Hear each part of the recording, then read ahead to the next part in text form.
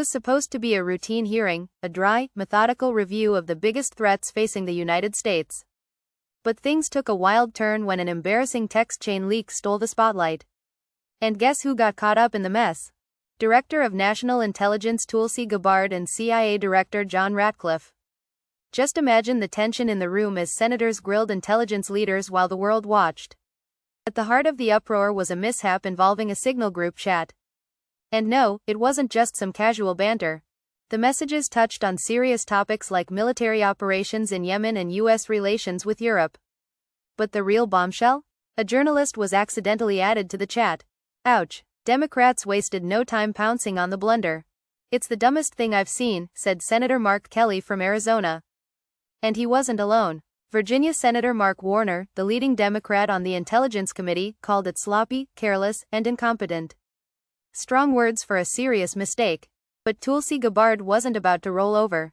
When pressed for answers, she played it cool. "I don't want to get into the specifics," she said, dodging Warner's questions. You could practically feel the frustration in the air. Later, in front of the House Intelligence Committee, Gabbard admitted the leak was a mistake but insisted no classified information was exposed. According to her, the National Security Council is already conducting a deep dive to figure out how things went so wrong. And just when you thought it couldn't get any weirder, enter Elon Musk. Yes, you read that right. The White House has reportedly tapped Musk to assist in investigating how the journalist slipped into the chat. Because, apparently, nothing says national security like calling in a tech billionaire. But what really rattled lawmakers wasn't just the slip-up, it was what those messages revealed.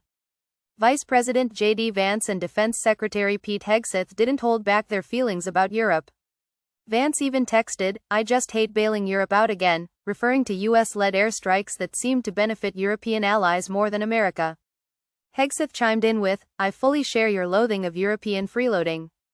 It's pathetic." Those blunt messages didn't sit well with everyone. When asked if such talk could damage international relationships, Senate Majority Leader John Thune struck a defiant tone.